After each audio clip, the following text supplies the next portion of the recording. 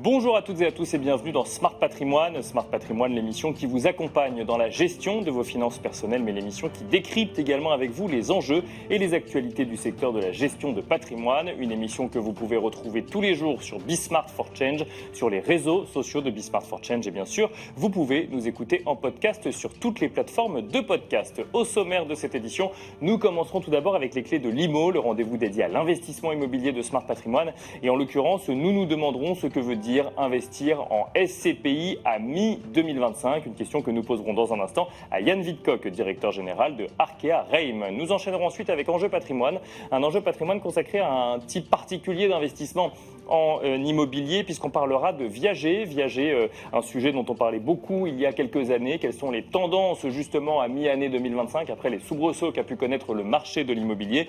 Nous poserons la question à Sébastien Delattre, associé chez Ambre Patrimoine, mais aussi à Stanley Naon, directeur associé de René Coste. Et puis enfin, dans la dernière partie de l'émission, dans l'œil de l'expert, nous ferons un point sur l'impact de l'intelligence artificielle générative sur le monde et sur le métier des CGP. Nous aurons cette discussion avec Vincent Aurès, cofondateur de Figen AI. On en parlera tout de suite dans Smart Patrimoine. Et nous commençons tout de suite avec les clés de l'IMO, le rendez-vous dédié à l'investissement immobilier de Smart Patrimoine. Et nous allons faire ensemble un point à mi-année sur l'investissement en SCPI. Pour en parler, nous avons le plaisir de recevoir sur le plateau de Smart Patrimoine Yann Vidcock. Bonjour Yann Vidcock. Bonjour. Bienvenue sur le plateau de Smart Patrimoine. Vous êtes directeur général de Arkea Reim. Et alors ce qu'on va essayer de comprendre ensemble, c'est ce que veut dire investir en SCPI en 2025. Je ne reviens pas sur tout l'historique, mais il y a effectivement eu un sujet dans l'investissement immobilier un peu global de coût du crédit. Il y a eu ensuite un sujet sur l'investissement en SCPI en tant que tel, et on a l'impression aujourd'hui que on assiste à une sorte d'assainissement, on a assisté à une sorte d'assainissement du marché et que l'investissement en SCPI a continué quand même à attirer un certain nombre d'investisseurs. Qu'est-ce que ça veut dire, mi-2025, d'investir en SCPI, Yann Vidcock? Mais ça veut dire investir dans un marché d'opportunités. On subit toujours une grave crise du marché immobilier, il faut en avoir conscience et le dire. Toujours mi-2025, en juin 2025, les professionnels de l'immobilier disent qu'on est toujours dans une situation de crise de l'immobilier. Oui, bien sûr, sauf qu'on a atteint un plancher en fait. On n'est plus en train de baisser. On a atteint un plancher. On pensait que ça repartirait un peu plus vite, parce que qui dit crise dit qu'il y a un moment où le cycle va repartir. Donc à l'été, on imaginait une reprise plutôt pour, on va dire, l'été 2025, l'automne 2025. Aujourd'hui, ce qu'on voit, c'est qu'on est plutôt sur des marchés qui sont encore très compliqués. La situation économique, géopolitique est très instable. Bien sûr, oui. Et donc ça a forcément des impacts, même si les taux ont baissé, les taux longs ont baissé, et donc ça a forcément un impact. Ça veut dire que la prime de risque du marché immobilier s'est reconstituée. Quand vous achetez aujourd'hui, le taux moyen d'acquisition de Transition Europe chez nous, il est à 7,5 grosso modo depuis qu'on a acheté le taux immobilier brut, versus des taux longs qui sont autour des 3%. La prime de risque devient très intéressante pour l'immobilier, et donc je dirais que c'est le moment de rentrer, parce qu'on sait que les véhicules qui achètent dans ces périodes-là sont souvent en général des véhicules qui font une bonne performance. Il y a 6 mois, 8 mois, on entendait beaucoup de professionnels de l'immobilier nous dire c'est le moment des bonnes affaires. On en a entendu d'autres après qui ont dit attention, ne répliquons pas non plus les mêmes erreurs de ceux qui ont trop acheté quand ils avaient les moyens il y a quelques années. Comment est-ce que vous vous positionnez chez Arkea Reim aujourd'hui? Il y a des opportunités, c'est ce que vous nous dites sur le marché? Il y a clairement des opportunités. Si on a lancé une SCPI en janvier qui s'appelle Momenttime, c'est parce qu'on pensait que c'était le bon moment pour investir dans l'immobilier. Et ce que je vous disais tout à l'heure, le fait que la crise perdure fait que cette fenêtre est plus longue. Alors, il y a un peu plus d'acteurs, il faut faire attention où on investit, dans quelle typologie on investit. Nous, on a des SCPI qui sont diversifiés, que ce soit en géographie ou que ce soit en typologie. Donc c'est l'avantage qu'on a, c'est qu'on a un univers d'investissement qui est très large, qui nous permet encore d'aller saisir des opportunités. La stratégie, c'est quoi? C'est diversifier ou sélectivité plutôt sur les actifs immobiliers? C'est diversifier qui nous permet une sélectivité forte, parce que on n'est pas contraint d'acheter que du bureau, que du commerce, que de la logistique. on peut se permettre d'acheter tout ce qu'on veut et donc d'aller choisir les meilleures opportunités où qu'elles se trouvent. Et ça, on l'a vu dans les performances qu'on a délivrées ces 2 dernières années. On fait encore un très bon premier semestre de performance. Ça, c'est parce que on arrive à acheter des bonnes opportunités au bon endroit, au bon moment. Et je pense que c'est ça vraiment qui aujourd'hui fait la différence, et la collecte. Puisque collecter, Transition Europe, c'était la 2e collecte au premier trimestre. Collecter, c'est très vertueux aujourd'hui. Il faudra faire attention, effectivement, quand on sera à nouveau dans une phase de baisse des taux immobiliers, mais aujourd'hui encore, c'est pas le cas.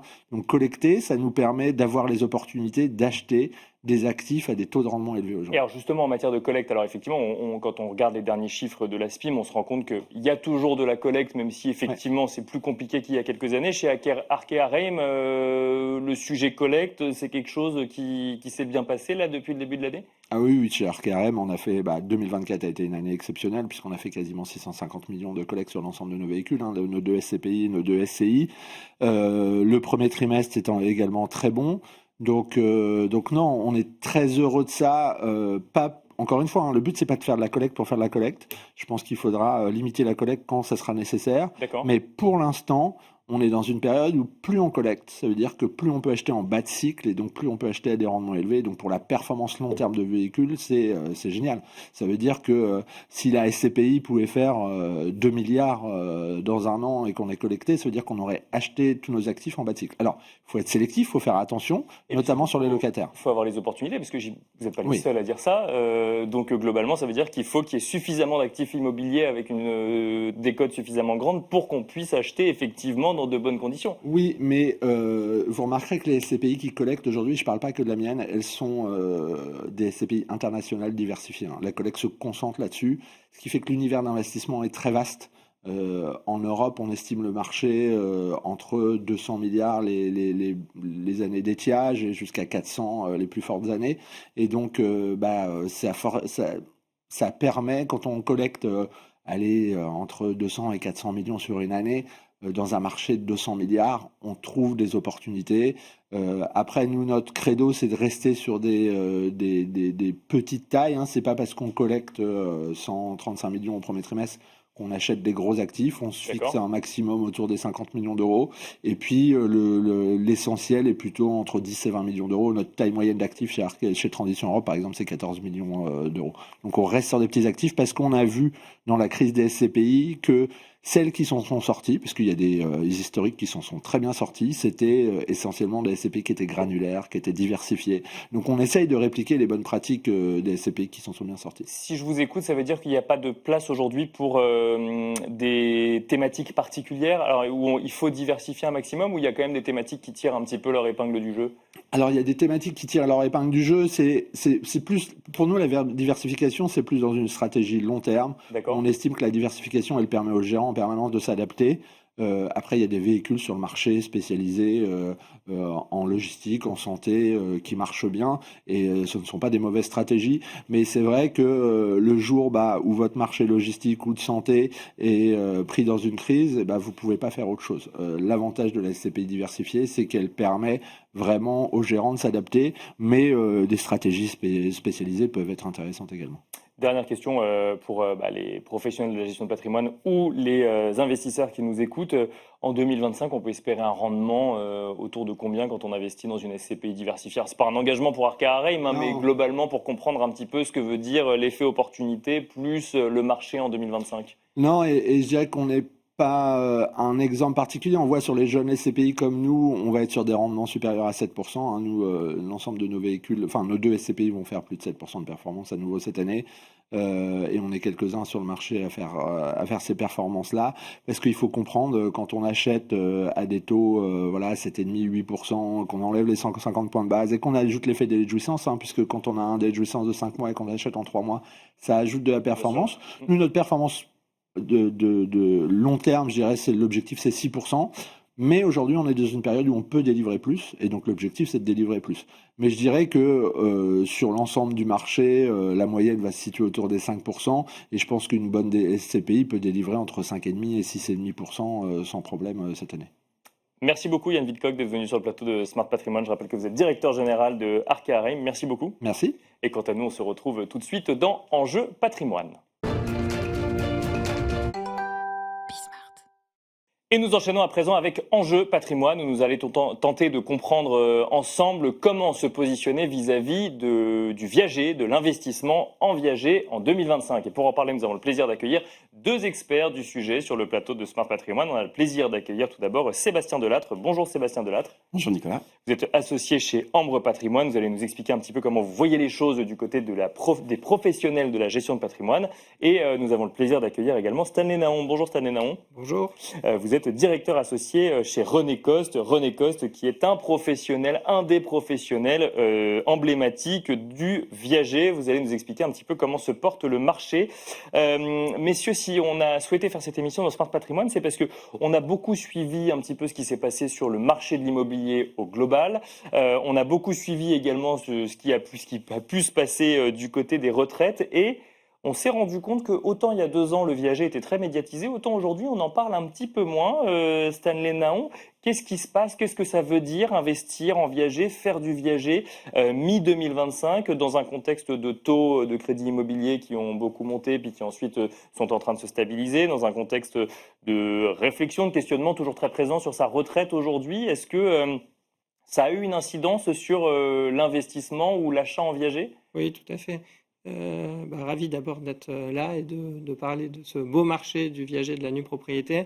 Effectivement, on en parle un petit peu moins. Néanmoins, c'est un marché qui continue à se développer, qui continue à rester dynamique d'une certaine manière, assez à rebours avec le marché immobilier classique, qui lui est qui a été en forte décroissance. Donc on a plutôt un marché qui continue à croître. On a vu un effet vase communicant entre marché classique et viager, ou non, c'est juste que c'est décorrélé? C'est un marché qui est en fait assez décorrélé. Et pourquoi il est décorrélé? Notamment parce que les leviers de développement de ce marché du viager de la nue propriété, ils sont liés aux enjeux démographiques, le vieillissement de la population, ils sont liés aux problématiques de pouvoir d'achat des retraités. Et on a été, côté investisseur, ce qui vous intéresse aussi évidemment ici, on a été beaucoup moins affecté que le marché de l'investissement immobilier, notamment parce que c'est un investissement qui ne nécessite pas le recours au crédit bancaire. Donc la hausse des taux n'a pas eu d'impact significatif sur les volumes. Et côté demande, on continue à avoir des retraités qui étaient en recherche de monétisation de leur patrimoine immobilier. René Coste a publié un baromètre 2025 sur le marché français du viager et de la nue propriété. Quand on dit nue propriété, c'est effectivement quand on fait du démembrement de propriété et qu'on ne vend que la nue propriété et on garde l'usufruit. C'est un viager un petit peu différent. Voilà. C'est viager sans rente, en fait. Viager sans rente. Propriété, c'est viager sans rente, pour simplifier. Vous constatez 6 000 opérations par an en France, c'est ça à peu près? Exactement. 6 000 opérations. On avait à peu près 5 000 en 2020. Donc sur les 4-5 dernières années, on est en une croissance de 20%, qui reste assez dynamique. Et les 2 dernières années, dans un marché effectivement très compliqué pour l'immobilier traditionnel, bien sûr, on a 2-3% d'augmentation des volumes. 20% de croissance du marché depuis 2020. Bon, ça s'est fait surtout sur les années 2021-2022 ou même encore maintenant? Non, les volumes ont continué à monter là, de manière plus régulière. Et là, depuis, je dirais, le dernier trimestre 2024, on voit une réaccélération, un dynamisme assez fort sur ce marché-là. Sébastien Delattre, comment est-ce que vous regardez ce marché du viager? Alors avec un point de vue un petit peu plus extérieur, mais lorsqu'il faut conseiller des investisseurs, des épargnants dans la gestion de leur patrimoine, que ce soit d'ailleurs pour aller acquérir via le viager ou pour utiliser ce mécanisme potentiellement pour assurer une transmission de son patrimoine ou une entrée d'argent au moment où on en a besoin? Alors déjà une petite chose, on vient d'avoir des chiffres globaux. Si on regarde d'un point de vue plus focus sur le marché du conseiller en gestion de patrimoine, j'ai pu constater effectivement ces 2-3 dernières années un peu plus de demandes. Et donc, même si on en parle moins dans la presse, c'est quelque chose qui est un petit peu plus dans la tête que ce soit des investisseurs ou des demandeurs. Et autant avant, c'était au grand maximum une demande dans l'année il y a 10 ans. Actuellement, on est, à titre personnel, je suis sur 2, 3, 4 demandes d'informations sur cette thématique. Donc je sens... Quel profil de personnes? Plutôt des gens qui veulent acquérir de l'immobilier via du viager ou de personnes qui veulent mettre en vente un bien immobilier via ce mécanisme? Les deux. D'accord. Donc Okay. il y a vraiment un petit peu plus d'appétence sur la thématique. Il y a les personnes qui ont besoin, on en parlait, le coût de la vie augmente, les revenus n'augmentent pas forcément, notamment pour les retraités, et la monétisation de son patrimoine immobilier, que ce soit pour des personnes, entre guillemets, relativement jeunes qui souhaitent dépenser et en profiter tant qu'ils ont la capacité d'en profiter. Quand on dit relativement jeunes, ça veut dire que ceux qui se positionnent sont quand même de jeunes retraités. D'accord, oui. Donc entre des demandes de 65 à 70, 75 ans pour justement voyager, profiter, ou d'autres plus âgés qui ont besoin de revenus complémentaires pour l'EHPAD, pour profiter confortablement de leurs dernières années. Ensuite, il y a des investisseurs également qui ont plus de demandes, qui avant étaient orientés uniquement sur des demandes de démembrement de propriété. Il y a des solutions sur des programmes défiscalisants en démembrement, sur des parts de SCPI. Et on a un petit peu plus de demandes sur le viager qui vient en complément des demandes existantes. Surtout, Stanley Naon, j'ai l'impression, et si je compare ce que nous dit Sébastien Delattre à ce que l'on peut voir dans le baromètre 2025, c'est essentiellement un marché porté côté investisseur par les particuliers. 93% de particuliers dans ce que vous constatez vis-à-vis des investisseurs contre 7% d'institutionnels. Tout à fait. Donc c'est un marché effectivement animé complètement par les investisseurs particuliers, essentiellement dans des opérations de gré à gré.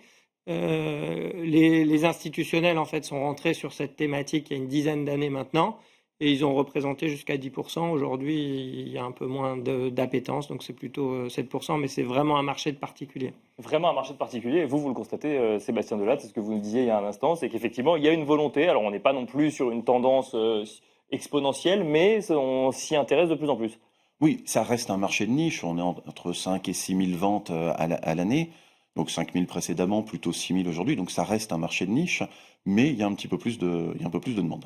Ça, c'est une certitude. Ça rapporte combien d'investir en viager, Stanley Naon? Déjà, est-ce qu'on peut se poser la question de cette manière-là quand on fait du viager?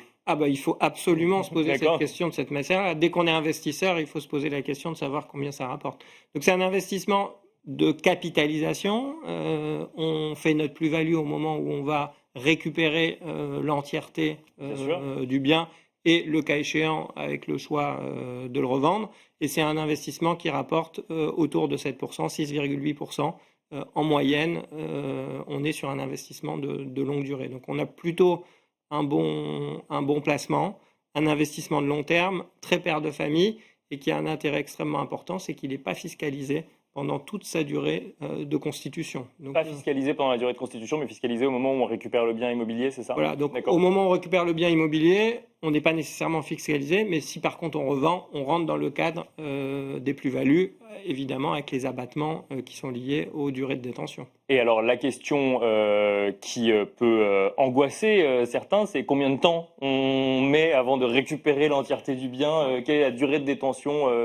D'ailleurs, quand on parle de durée de détention, on parle du moment où on a signé en viager et ensuite jusqu'au moment où on récupère le bien, c'est ça? Tout à fait. Okay. Oui, puisqu'on peut évidemment garder le bien une fois qu'on a récupéré, que le bien est remembré, que le contrat se termine. On peut évidemment garder le bien, l'utiliser ou en faire du locatif, par exemple. La durée moyenne de l'investissement en viager nue propriété, c'est à peu près 14 ans. D'accord. Donc on est sur un investissement long. On a la possibilité à tout moment aussi de revendre son investissement. Donc il y a un marché secondaire qui représente à peu près une dizaine de pourcents du volume du marché. Donc disons, cette durée moyenne, c'est mener à bien le contrat jusqu'à son terme, c'est 14 ans. Mais à tout moment, on peut décider à un moment donné de capturer sa plus-value et de revendre si on le souhaite. Sébastien Delattre, 14 ans de durée moyenne, c'est cohérent avec un investissement long terme concurrent au viager quand on fait de la gestion de patrimoine? Donc là, on parle du viager, donc concurrent au démembrement de propriété, oui, puisqu'effectivement, le profil type des investisseurs, on va être sur des personnes de 45 à 55 ans qui réalisent ce type d'acquisition pour justement avoir un objectif de 10 à 20 ans de placement en vue de préparer leur retraite à eux également. Bien sûr. Donc effectivement, ça reste cohérent. Le marché secondaire, le fait qu'il existe un marché secondaire sur le viager, c'est quelque chose qu'on regarde quand on est investisseur ou quand on conseille des investisseurs ou effectivement, comme c'est pas forcément l'idée sur le viager, on s'inscrit plutôt dans le long terme et dans l'idée d'avoir un bien en plus en immobilier à la retraite dans lequel on aurait investi suffisamment tôt. En termes de conseils, à titre personnel, j'ai plutôt orienté les clients sur la conservation du bien. Et quand on part sur ce type d'investissement, on prévoit d'aller jusqu'au terme. Par contre, c'est un effet rassurant pour l'investisseur de savoir qu'en cas de besoin, en cas d'urgence, parce que les choses ne se passent pas toujours comme prévu, il y a une possibilité de sortie. Et donc, c'est très bien qu'un marché secondaire soit organisé. Et alors, on expliquait effectivement que c'est un marché quand même beaucoup de particuliers de gré à gré. Il existe des véhicules d'investissement qui proposent ou du viager ou de la nue propriété sous format SCPI notamment. Est-ce que c'est quelque chose que vous regardez également en tant que professionnel d'investissement ? Oui, et certains investisseurs, ils sont un peu plus sensibles, même si majoritairement c'est des particuliers. Mais du côté conseil en gestion de patrimoine, certains clients sont plus sensibles à la mutualisation des investissements viagers qu'on va trouver dans ces fonds-là, qui sont disponibles en plus aujourd'hui dans les contrats d'assurance vie.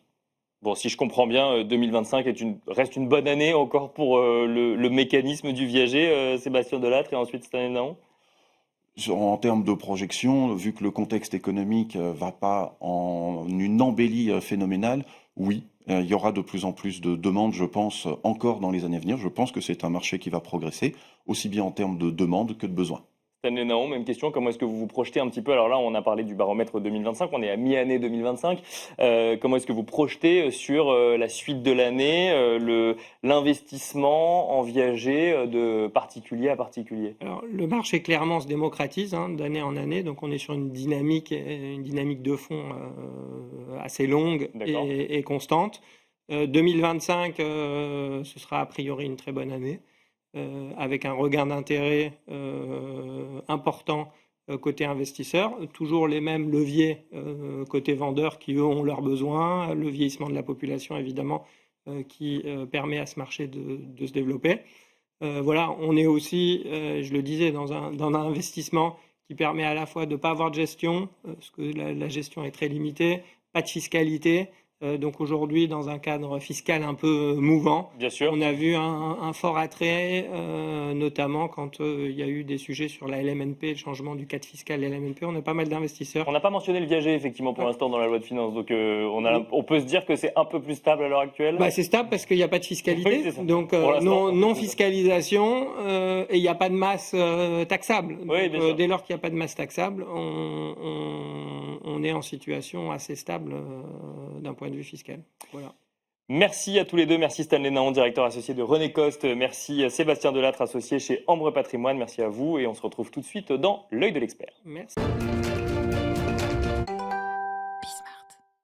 Et nous enchaînons donc et nous finissons même cette émission avec l'œil de l'expert où nous allons évoquer ensemble l'impact de l'intelligence artificielle générative sur le marché des CGP. Pour en parler, nous avons le plaisir d'accueillir dans Smart Patrimoine Vincent Orez. Bonjour Vincent Orez. Bonjour.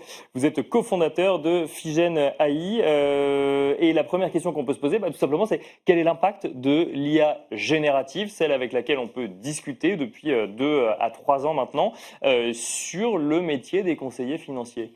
Écoutez, l'impact est énorme et il va être de plus en plus important. Il y a 2 ans et demi, ChatGPT 3.5 sortait en version grand public, faisait beaucoup d'erreurs. De plus en plus, ça en fait un petit peu moins. Mais on voit aussi que l'IA ne fera pas certaines choses, notamment l'écoute client, l'empathie. Et donc premier impact, c'est que ça redéfinit peut-être le rôle du conseiller patrimonial qui va se recentrer sur l'écoute, sur l'accompagnement du client, sur le coaching du client, là où son expertise sera essentielle pour filtrer le bon du mauvais, mais en même temps, l'écoute va devenir encore plus importante. Parce que ça veut dire, si le conseiller en gestion de patrimoine doit recentrer son métier, ça veut dire qu'il faut prendre en compte un impact de cette technologie, même pour un professionnel qui décrypte et conseille des placements toute la journée ? Alors la phrase va être dure, mais on est convaincu chez Figen AI et chez les plus de 600 clients qui nous font confiance désormais. Clients B2B, Clients B2B, des conseillers patrimoniaux qui nous ont rejoints en 6 mois. Notre conviction, c'est que soit on s'adapte à l'IA, à l'ère de l'IA générative, se préparent juste à disparaître. D'accord. Parce que demain, dans quelques années, peut-être déjà là, c'est le retour de certains de nos clients, vous avez des particuliers qui utilisent ChatGPT ou Mistral ou d'autres pour se conseiller financièrement. D'accord. Et c'est un réflexe chez certains investisseurs particuliers aujourd'hui, après à voir comment ils l'utilisent, mais en tout cas, ils essayent. Sondage IFOP du mois dernier, 83% des 18-25 ans, alors c'est une tranche d'âge qui demain sera les épargnants de demain, Bien sûr. 80% utilisent l'IA au quotidien, en majorité pour faire du conseil, pour D'accord. s'auto-conseiller, Ouais, bien sûr. pour aller à son entretien d'embauche ou alors peut-être pour savoir son premier placement.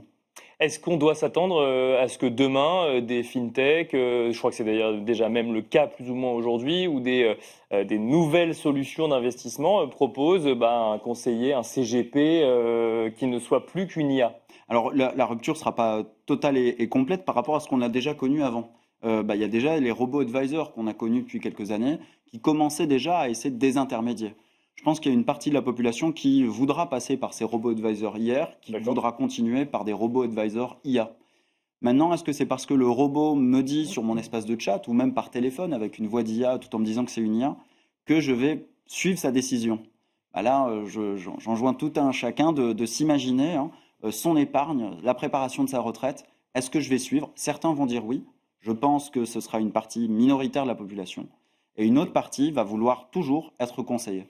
Quand on sait que l'intelligence artificielle générative est capable de traiter un nombre hallucinant de données en un temps record, comment trouver sa place quand on est conseiller en gestion de patrimoine et que du coup on doit effectivement être expert sur tous les placements et qu'il est difficile d'être expert sur tous les sujets placements, là où l'IA potentiellement peut avoir un avis sur chacun d'entre eux? Justement, ça redéfinit aussi peut-être le rôle de la formation dans le conseiller patrimonial. Comprendre ce qu'est un pacte du trail, un PER, une assurance vie, c'est extrêmement important, avec ou sans IA. Maintenant, ce qui va être encore plus important, c'est peut-être d'avoir les réflexes de suivre la bonne communication financière, bien présenter les risques à son client par exemple, Bien sûr. mais aussi l'écoute client, on y revient. Je vous donne un exemple très concret. Tout récemment, un de nos clients, un conseiller patrimonial, utilise Figenae et le Figenae donc, lui propose pour son client le rationnel de l'investissement immobilier. D'accord. Donc il lui dit, voilà, pour ce client-là, voilà ce qu'il faudrait faire en termes de calcul économique, de bilan patrimonial. Pourtant, si c'était un bon conseiller, et c'était le cas, eh bien il savait que la première solution n'était pas du tout la bonne pour son client. Pourquoi? Parce que c'était du LMNP, il fallait gérer l'allocation. Ce client-là n'aurait jamais fait une décision d'investissement s'il devait gérer. Et donc, il faut un deuxième rang. Et là, c'est parce qu'il le connaissait depuis plusieurs années. Et on ne peut pas effectivement tout remplacer, même si rationnellement, théoriquement, la meilleure solution était celle-là. Il faut ensuite effectivement comprendre le comportement et l'émotion effectivement de l'épargnant et des investisseurs. Merci beaucoup, Vincent Orez. Merci de nous avoir accompagnés dans Smart Patrimoine. Je rappelle que vous êtes cofondateur de Figenae. Et merci à vous également de nous avoir suivis. Et je vous dis à très vite sur Be Smart for Change.